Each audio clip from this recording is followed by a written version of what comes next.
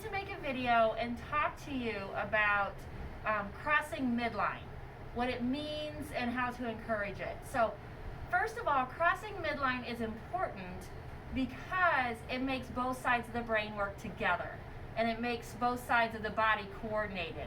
So to do such tasks as putting on your shoes, feeding yourself, holding the bowl and the spoon, and also writing and reading, your vision has to cross the middle to be able to do those things. So we start with their younger by playing with toys, getting them to use both hands together and crossing the middle. And it actually means their arm or their leg needs to go across the middle. Because what I'm seeing a lot is that maybe to avoid that, children might switch hands. So if something's on this side, they're handed, they'll switch hands and reach. But what we want them to do is cross over. Or if sometimes I suggest moving the toy, they might just move their body. So they're not actually crossing the middle, they're just moving their body around and they avoid the middle. So that's what we're really going to work on. So Miss Jen here is going to help me show you some strategies to help Oliver cross the middle. So you can play with any toys. Anything you're doing, you can make this happen. So if Oliver's playing, say he's putting a ball down a ramp. He's playing, he might move his body to get it over here. And so he's not actually crossing the middle. So to encourage that, because so if we turn back around, if he has a toy and he's playing in the middle, and he's doing that, I might take the toy and move it over here. But then what you might see is Oliver might switch hands.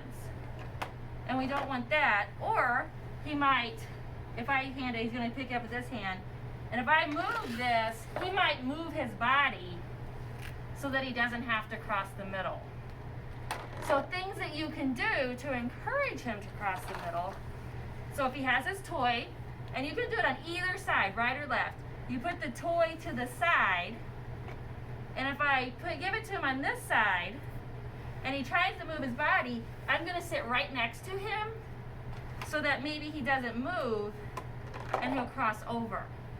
So sometimes just kind of putting your body there to block him so he can't turn around. And so also, if I go to this side, because again, we want to do these things on both sides, and he's playing with his toy, and I put it over here, and then he might go to switch hands as I move the toy. But something you can do is just gently take his hand and set it here so he leans on it to put it there. And it's okay to leave your hand on there just as a reminder. And this is good for strengthening as well. Or maybe you're just playing and you say, oh, I'm going to hold your hand. And it encourages him to cross over. So you can do this with any of the toys. Like maybe a puzzle. I know he likes puzzles. We like to see him play with lots of different toys. But maybe you take a puzzle and you push it to the side, and you take the pieces, you say, look, Oliver, and then block him and kind of put his hand down. And I can say, oh, I have the hippopotamus. And he has to reach up and get it and then put it in.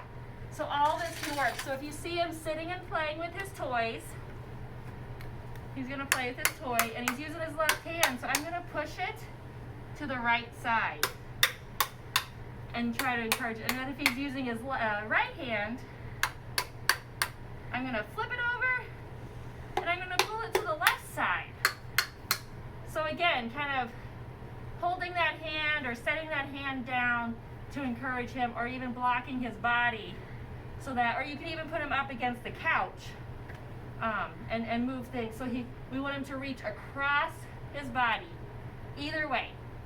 If you have any questions, please let me know and I'd be happy to talk about it some more.